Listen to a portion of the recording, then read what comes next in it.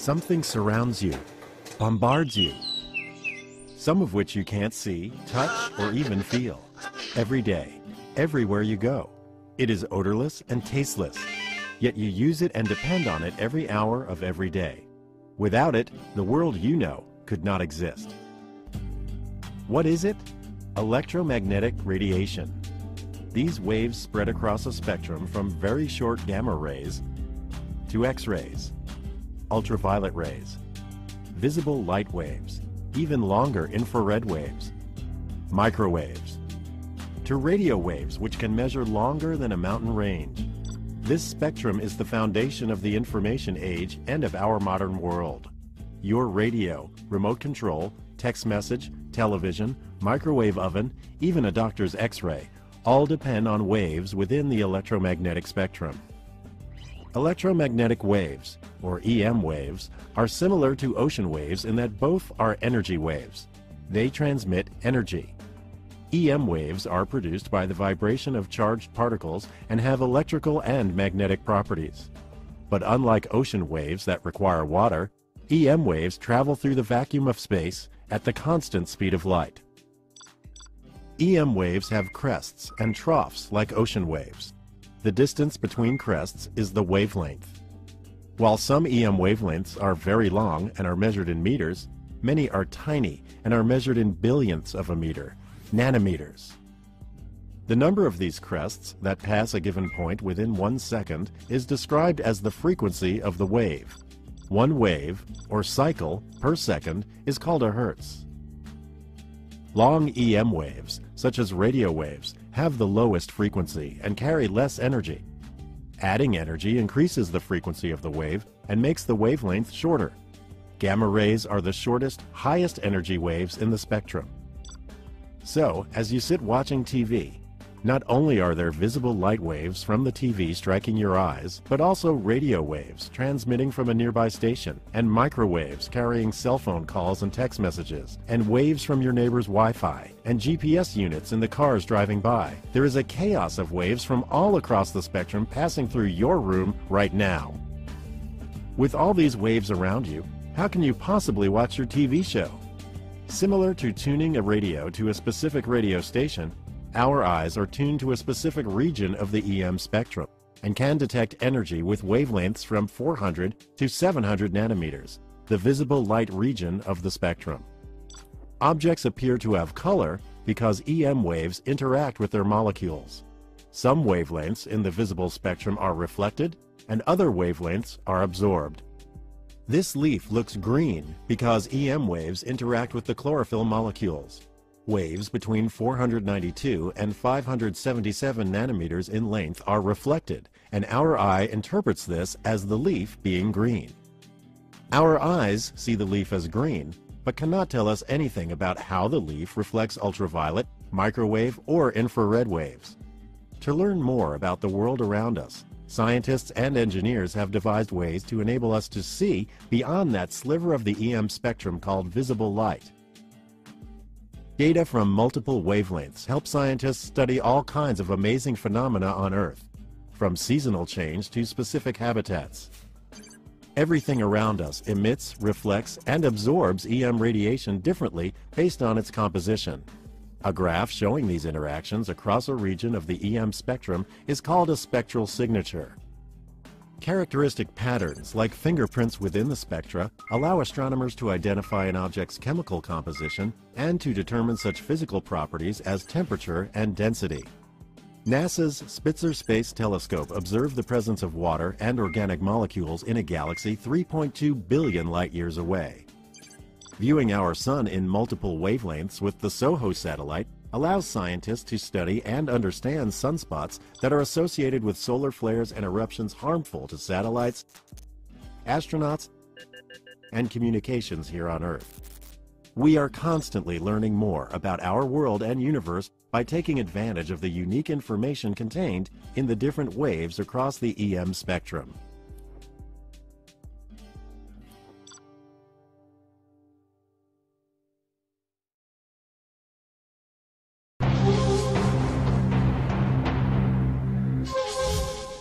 All electromagnetic radiation is light. Visible light is the only part of the spectrum you can see. For all your life, your eyes have relied on this one narrow band of EM radiation to gather information about your world. Though our sun's visible light appears white, it is really the combined light of the individual rainbow colors with wavelengths ranging from violet at 380 nanometers to red at 700 nanometers. Before Isaac Newton's famed experiment in 1665, people thought that a prism somehow colored the sun's white light as it bent and spread a sunbeam. Newton disproved this idea by using two prisms. To show that white light is made up of the bands of colored light, Newton used a second prism to show that the bands of colored light combine to make white light again. Visible light contains important scientific clues that reveal hidden properties of objects throughout the universe. Minute gaps in energy at specific visible wavelengths can identify the physical condition and composition of stellar and interstellar matter. Human eyes aren't nearly sensitive enough to detect these faint peaks, but scientific instruments can. Scientists can learn the composition of an atmosphere by considering how atmospheric particles scatter visible light. Earth's atmosphere, for example, generally looks blue because it contains particles of nitrogen and oxygen, which are just the right size to scatter energy with the wavelength of blue light. When the sun is low in the sky, however, light travels through more of the atmosphere and more blue light is scattered out of the beam of sunlight before it reaches your eyes. Only the longer red and yellow wavelengths are able to pass through, often creating breathtaking sunsets. When scientists look at the sky, they don't just see blue, they see clues about the chemical composition of our atmosphere. However, visible light reveals more than just composition. As objects grow hotter, they radiate energy with a shorter wavelength, changing color before our eyes. Watch a flame shift from yellow to blue as it is adjusted to burn hotter. In the same way, the color of stellar objects tells scientists much about their temperature. Our sun produces more yellow light than any other color because of its surface temperature. If the sun's surface were cooler, say 3,000 degrees Celsius, it would look reddish, like the stars Antares and Betelgeuse. If the sun were hotter, say 12,000 degrees Celsius, it would look blue, like the star Rigel. Like all parts of the electromagnetic spectrum, visible light data can also help scientists study changes on Earth, such as assessing damage from a volcanic eruption. This NASA EO1 image combines both visible and infrared data to distinguish between snow and volcanic ash and to see vegetation more clearly. Since 1972, images from NASA's Landsat satellite have combined visible and infrared data to allow scientists to study changes in cities, neighborhoods, forests, and farms over time. Visible light images taken by NASA's Mars landers have shown us what it would look like to stand on another planet. They have expanded our minds, our imagination, and our understanding. NASA instruments can do more than passively sense radiation. They can also actively send out electromagnetic waves to map topography. The Mars Orbiting Laser Altimeter sends a laser pulse to the surface of the planet, and sensors measure the amount of time it takes for this laser signal to return. The elapsed time allows the calculation of the distance from the satellite to the surface. As the spacecraft flies above hills, valleys, craters, and other surface features, the return time varies and provides a topographic map of the planet's surface. Back in Earth orbit, NASA's IceSat mission uses the same technique to collect data about the elevation of the polar ice sheets to help monitor changes in the amount of water stored as ice on our planet. Laser altimeters can also make unique measurements of the heights of clouds, the top of the vegetation canopy of forests, and can see the distribution of aerosols from sources such as dust storms and forest fires. Finally, visible light helps us to explore the far reaches of the universe that humans could not hope to reach physically. Using visible light, the Hubble Space Telescope has created countless images that spark our imagination, inflame our curiosity, and increase our understanding of the universe.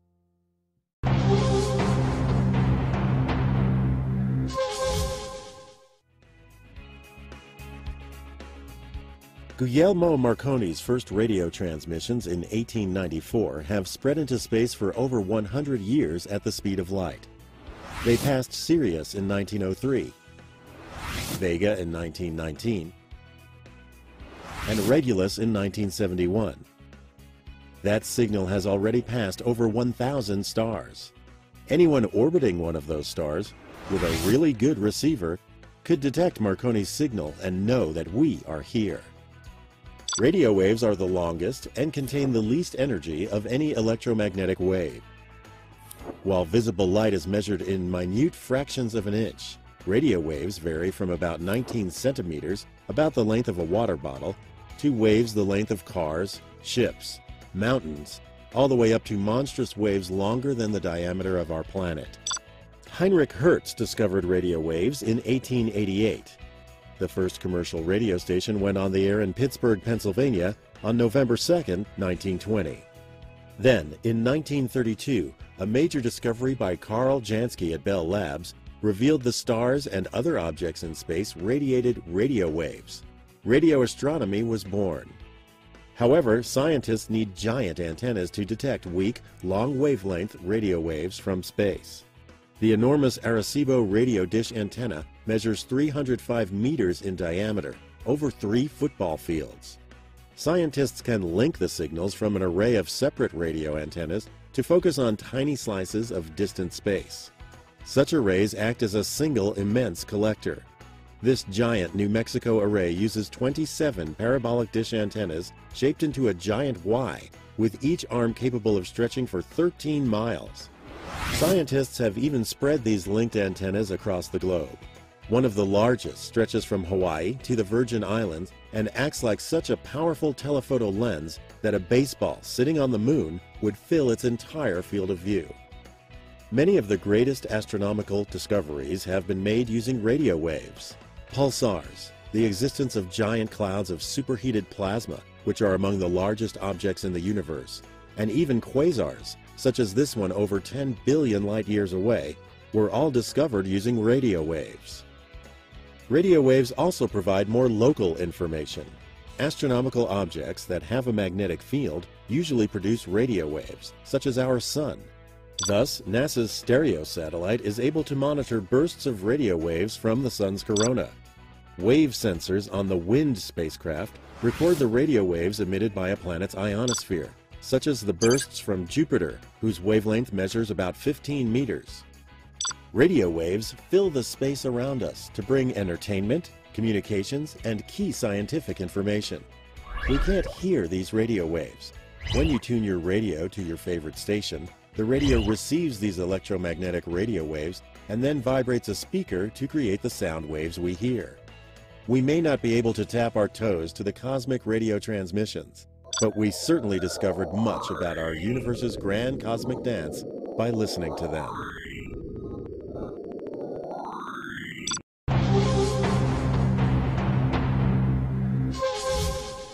When you use a remote control to change channels on your TV, your remote is using light waves. But this light is beyond the visible spectrum of light you can see. Back in 1800, William Herschel conducted an experiment measuring the temperature changes between the colors of the spectrum, plus one measurement beyond visible red. When that thermometer registered a temperature warmer than all the other colors, Herschel had discovered another region of the electromagnetic spectrum: infrared light. This region consists of short wavelengths around 760 nanometers to longer wavelengths about 1 million nanometers, or about 1,000 micrometers in length. We can sense some of this infrared energy as heat. Some objects are so hot they also emit visible light, such as a fire. Other objects, such as humans, are not as hot and only emit infrared waves. We cannot see these infrared waves with our eyes alone. However, instruments that can sense infrared energy, such as night vision goggles or infrared cameras, allow us to see these infrared waves from warm objects like humans and animals. Infrared energy can also reveal objects in the universe that cannot be seen with optical telescopes. Infrared waves have longer wavelengths than visible light and can pass through dense regions of gas and dust with lower scattering and absorption. When you look up at the constellation Orion, you see only the visible light. But NASA's Spitzer telescope was able to detect nearly 2,300 planet-forming disks in the Orion Nebula by sensing the infrared glow of their warm dust. Each disk has the potential to form planets and its own solar system. Incoming ultraviolet, visible, and a limited portion of infrared energy, together sometimes called shortwave radiation, from the sun drives our Earth system. Some of this radiation is reflected off of clouds, and some is absorbed in the atmosphere. Larger aerosol particles in the atmosphere interact with and absorb some of the radiation, causing the atmosphere to warm. The heat generated by this absorption is emitted as long-wave infrared radiation, some of which radiates out to space. The solar radiation that does pass through Earth's atmosphere is either reflected off snow, ice, or other surfaces, or is absorbed by the Earth's surface. This absorption of radiation warms the Earth's surface, and this heat is emitted as long-wave radiation into the atmosphere, which allows only a small amount to radiate out to space. Greenhouse gases in the atmosphere, such as water vapor and carbon dioxide, absorb most of this emitted long-wave infrared radiation, and this absorption heats the lower atmosphere. In turn, the warmed atmosphere emits long-wave radiation, some of which radiates towards the Earth's surface, keeping our planet warm and generally comfortable. The energy entering, energy reflected, energy absorbed, and energy emitted by the Earth system constitutes the components of the Earth radiation budget.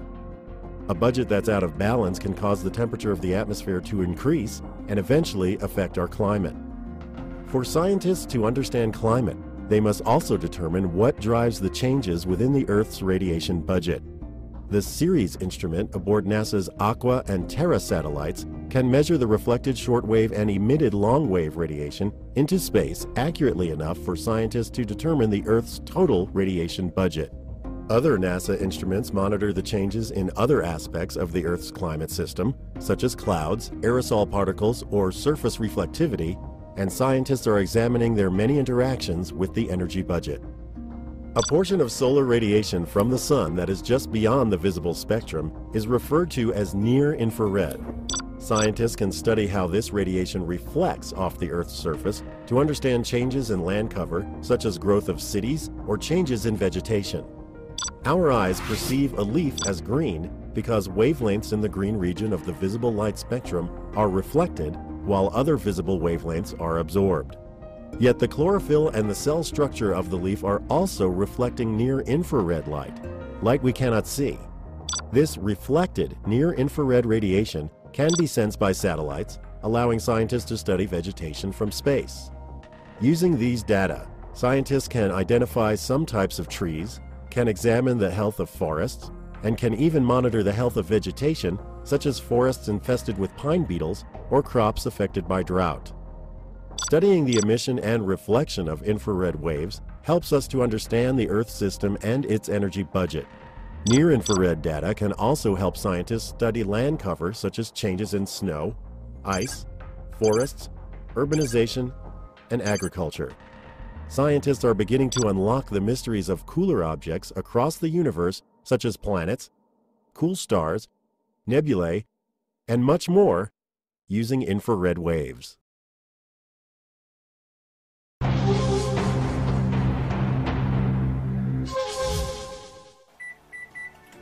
Microwaves can pop your popcorn. They can catch you speeding.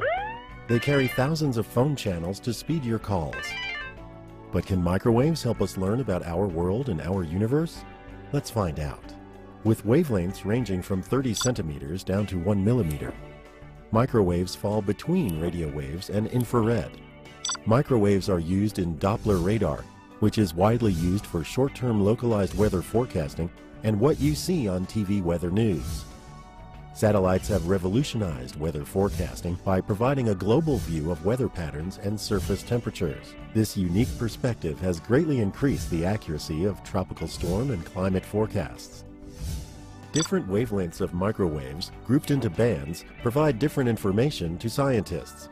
Medium-length, C-band microwaves penetrate through clouds, dust, smoke, snow, and rain to reveal the Earth's surface. Satellite microwave measurements reveal the full Arctic sea ice cover every day, even where clouds exist. These measurements show great variability from year to year, but also an overall decrease in Arctic sea ice since the late 1970s, illustrated here with maps and a time series of Arctic sea ice in September at the end of the summer melt. The Japanese Earth Resources satellite uses longer wavelength L-band microwaves for forest mapping by measuring surface soil moisture, such as this image of the Amazon basin, to identify areas of recent deforestation. L-band microwaves are also used by global positioning systems, such as the one in your car. Scientists routinely combine microwave information with information from other parts of the EM spectrum to study the composition of cosmic dust or of a supernova, such as this supernova image that combines X-ray, radio, and microwave data. This recently known supernova in the Milky Way exploded just over 140 years ago at the time of the American Civil War. One important phenomenon is unique to microwaves. In 1965, using long L-band microwaves, Arno Penzias and Robert Wilson made an incredible accidental discovery. They detected what they thought was noise from their instrument, but was actually a constant background signal coming from everywhere in space. This radiation is called cosmic microwave background, and if our eyes could see microwaves, the entire sky would glow with a nearly uniform brightness in every direction. The existence of this background radiation has served as important evidence supporting the Big Bang theory for how our universe began. Microwaves have become both staples and wonders of modern life. They are also the backbone of communications and of Earth's sensing systems, and they are an excellent guide to the ancient history and origins of our universe.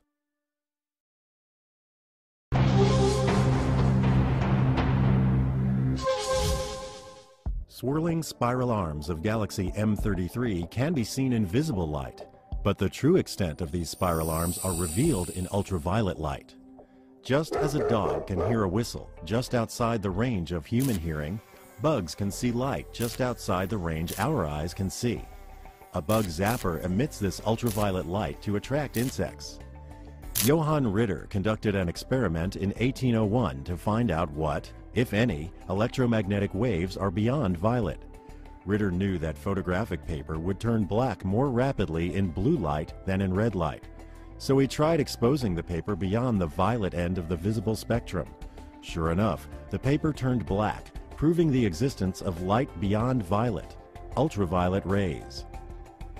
These ultraviolet rays, or UV radiation, vary in wavelength from 400 nanometers to 10 nanometers and can be subdivided into three regions: UVA, UVB, and UVC. Visible light from the sun passes through the atmosphere and reaches the Earth's surface. UVA, long-wave ultraviolet, is the closest to visible light. Most UVA also reaches the surface, but shorter wavelengths, called UVB, are the harmful rays that cause sunburn. Fortunately, about 95% of these harmful UVB rays are absorbed by ozone in the Earth's atmosphere. UVC rays are the shortest and most harmful and are almost completely absorbed by our atmosphere. The ozone monitoring instrument aboard NASA's Aura satellite detects ultraviolet radiation to help scientists study and monitor the chemistry of our atmosphere, including UV-absorbing ozone. While atmospheric protection from harmful UV radiation is good for humans, it complicates the study of naturally produced UV rays in the universe by scientists here on the Earth's surface. Young hot stars shine most of their light beyond the visible light spectrum at ultraviolet wavelengths. Scientists need telescopes in orbit above the Earth's UV-absorbing atmosphere to find and study these UV-bright regions of star formations in distant galaxies. New young stars in the spiral arms of galaxy M81 can be seen in this Galaxy Evolution Explorer GALEX image from NASA. Chemical substances, both atoms and molecules, interact with UV light, making this region particularly interesting to scientists. An ultraviolet instrument aboard Cassini has detected hydrogen, oxygen, water ice, and methane in the Saturn system. UV data have also revealed details of Saturn's aurorae. Scientists also use UV waves shining from distant stars to view permanently shadowed regions of lunar craters. The Lyman Alpha Mapping Project, or LAMP, instrument aboard NASA's Lunar Reconnaissance Orbiter can use this faint starshine to look for possible water ice on the Moon. Ultraviolet rays may be harmful to humans, but they are essential to studying the health of our planet's protective atmosphere and give us valuable clues to the formation and composition of distant celestial objects.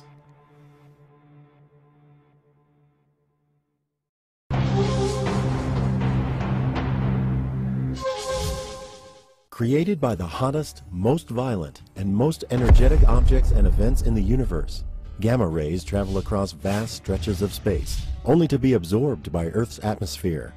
Scientists had no way to detect and study gamma rays from the cosmos until high-altitude balloons and rockets carried gamma ray sensors above the atmosphere. Deadly to humans, gamma rays are created on Earth by natural radioactive decay, by nuclear explosions, and even by the lightning and thunderstorms. Coronal mass ejections from our sun emit gamma rays, followed by masses of charged particles. Monitoring these gamma rays provides scientists with an early warning of incoming charged particles that may cause disruptions in power and communication networks. The most energetic of all EM waves, gamma rays carry enough energy to kill living cells. Doctors are able to selectively use gamma radiation to destroy cancer growths. Gamma ray wavelengths are the shortest of all electromagnetic waves, about the size of an atom's nucleus. In fact, it is so short that the rays sail through atoms as easily as comets sail through our solar system. This makes detecting gamma rays difficult for scientists. Gamma ray detectors typically contain densely packed crystal blocks. As gamma rays pass through, they collide with electrons in the crystal. The sensor doesn't directly detect gamma rays. Rather, it detects the charged particles created by those collisions. Scientists have used gamma rays to determine the elements that make up Martian surface soils.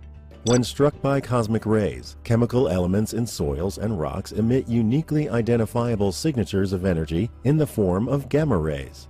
The Gamma Ray Spectrometer on NASA's Mars Odyssey orbiter detects and maps these signatures, such as this map of hydrogen concentrations.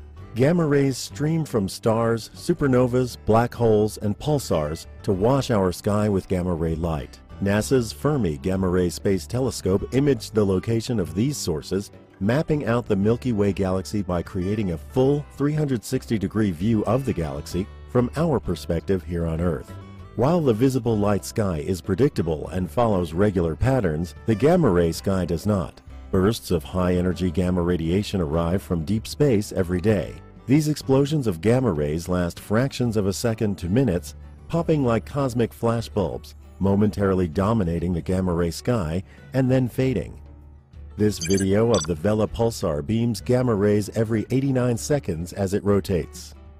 Gamma ray bursts are the most energetic and luminous electromagnetic events since the Big Bang and can release more energy in 10 seconds than our sun will emit in its entire 10 billion year expected lifetime. NASA's SWIFT satellite recorded this gamma ray burst of an exploding star 13 billion light years away. It is among the most distant objects ever detected when the universe was just 630 million years old. A recent observation of a gamma ray burst produced the greatest total energy to date, equivalent to 9,000 typical supernovae. By continuing to study gamma rays, we will unlock important new understanding in astronomy, its use in medical treatments, and allow us to further enhance our protection for our satellites and other electronics here on Earth.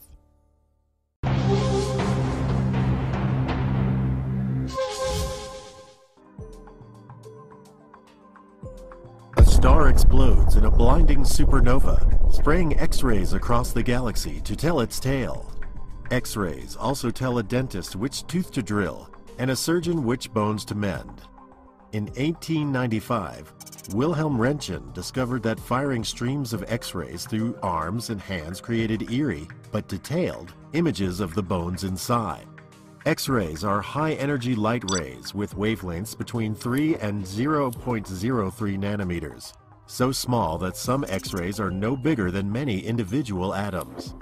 In laboratories, scientists fire beams of X-rays at unknown substances to learn what elements they contain and to decode their atomic structure. This is how scientists unraveled complex molecules like penicillin and DNA. Scientists can also detect the X-rays emitted from extremely hot and energetic objects in the universe. NASA's robotic rovers recorded X-rays to identify the spectral signatures of elements, such as zinc and nickel, in Martian rocks. X-rays can also reveal an object's temperature, since temperature determines the wavelength of its radiation. The hotter the object, the shorter that wavelength is. X-rays come from objects that seethe at millions of degrees, such as pulsars, black holes, supernovas, or the plasma in our sun's corona. Our sun has a surface temperature of around 6,000 degrees Celsius and radiates most of its energy in visible wavelengths. But it is easier to study the massive energy flows in the corona's energetic plasma by observing X-rays, like this image from the Hinoda satellite, a joint Japanese-NASA mission.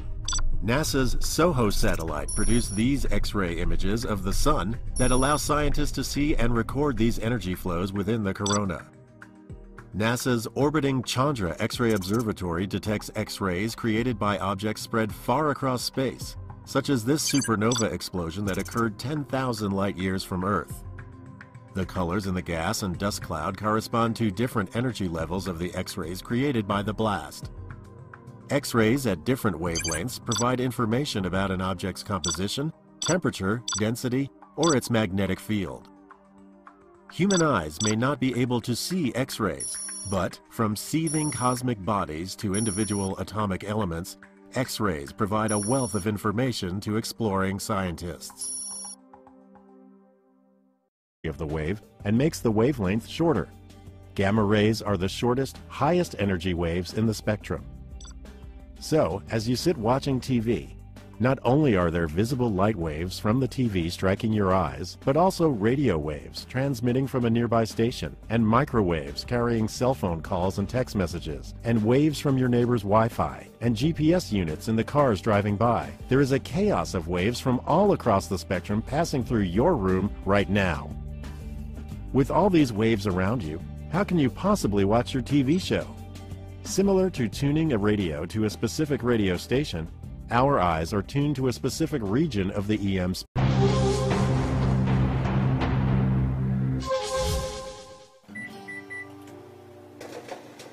Something surrounds you, bombards you, some of which you can't see, touch, or even feel.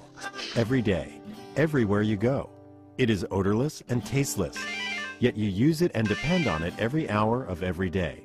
Without it, the world you know could not exist. What is it? Electromagnetic radiation. These waves spread across a spectrum from very short gamma rays to X-rays, ultraviolet rays, visible light waves, even longer in spectrum, and can detect energy with wavelengths from 400 to 700 nanometers, the visible light region of the spectrum. Objects appear to have color because EM waves interact with their molecules. Some wavelengths in the visible spectrum are reflected, and other wavelengths are absorbed. This leaf looks green because EM waves interact with the chlorophyll molecules. Waves between 492 and 577 nanometers in length are reflected, and our eye interprets this as the leaf being green. Our eyes see the leaf as green, but cannot tell us anything about how the leaf reflects waves travel through the vacuum of space at the constant speed of light. EM waves have crests and troughs like ocean waves. The distance between crests is the wavelength. While some EM wavelengths are very long and are measured in meters, many are tiny and are measured in billionths of a meter, nanometers. The number of these crests that pass a given point within 1 second is described as the frequency of the wave. One wave, or cycle, per second is called a hertz. Long EM waves, such as radio waves, have the lowest frequency and carry less energy. Adding energy increases the frequency for red waves. Microwaves. To radio waves, which can measure longer than a mountain range. This spectrum is the foundation of the information age and of our modern world. Your radio, remote control, text message, television, microwave oven, even a doctor's X-ray, all depend on waves within the electromagnetic spectrum. Electromagnetic waves, or EM waves, are similar to ocean waves in that both are energy waves. They transmit energy. EM waves are produced by the vibration of charged particles and have electrical and magnetic properties. But unlike ocean waves that require water, EM